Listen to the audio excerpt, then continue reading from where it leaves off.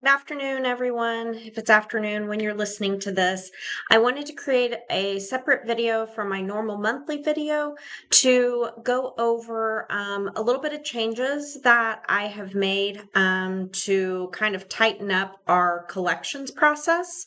So collections would obviously apply to tenants that have moved out, but they still owe a balance for whatever reason, for unpaid rent, damages, unpaid utility bills, things like that. Currently, we have handled most of those in office. And based on just our overall growth and my overall bandwidth, I don't have the bandwidth to be able to service those as well as what I think my investors deserve. So therefore, I have changed our policy, which attached to this email is a new collections information sheet of how we'll be doing those going forward. I think it will be in everyone's benefit. It honestly isn't much different, especially fee structure wise from what my policy already was. It's just more delegating it to an attorney to be able to handle it and file more of a formal lawsuit instead of me taking it to small claims court. So I'm going to go over kind of the highlights of the sheet. Definitely, if you have any questions, feel free to reach out to me by phone, respond to this email. Happy to answer any questions, clarify anything if needed. And yeah, we'll just go from there. So just to kind of review our policy, just from a high level standpoint, after one of your tenants vacates a unit, within 30 days, my office sends out a security deposit disposition letter to them. So that's just a letter that just goes over this is how much they paid in their deposit. Here's all the things that were deducted from it. And then at the end, I either owe them a refund check or they owe me money.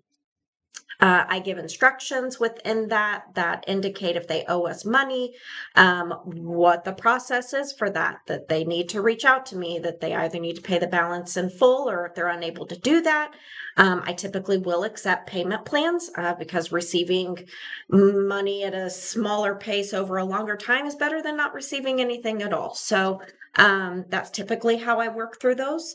And I give tenants usually a good 90 days for that, just because if I would go to file small claims, I would have to be able to serve those people papers, which means I need to know what their next address is. Well, typically, if someone moves out, they usually know that they're going to owe some money, so they're usually not very forthcoming with what their forwarding address is. We ask every tenant what their forwarding address is before they move out, but of course I can't force them to give it to me. So at that point, I have to do skip tracing, where I'm hiring like a private investigator to go kind of dig around and see if we can find their new address. And typically it takes people a few months to pop up with having an address different from the one that they had with me.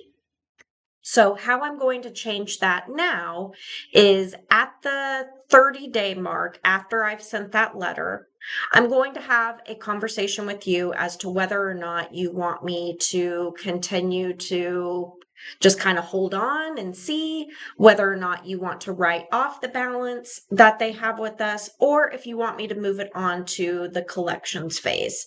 If I move it on to the formal collections phase, this is where I am going to take that tenant's packet, all of their information, and I'm going to send it to the attorney to be able to start that collections process.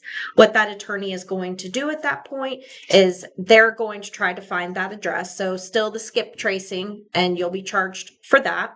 To be able to find that tenant's address, then they're going to send them a formal demand letter. So they're going to get my letter, and then later they're going to get the attorney's demand letter that's required by law. They'll then have 40 days to respond to that. If they don't respond to that, then the attorney is going to file an actual lawsuit against the tenant or tenants. all you'll be charged for at that point is just the court costs, which I outlined that in the attachment as well. It's about the same as what I would be charging for the small claims cases. So again, not really any different from our current policy from that standpoint.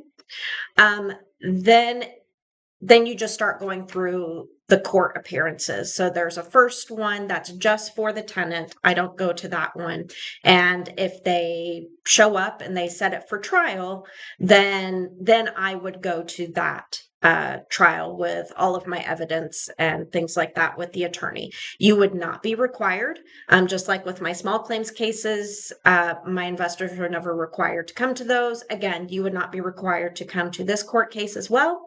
All of my prep time, evidence, things like that is submitted to the attorney ahead of time. I don't charge the investors for my time in doing that. The only thing I would charge for is that if I do have a court appearance, I would charge $50 an hour for that court appearance to be able to testify, do everything I need to do to try to get that judgment awarded.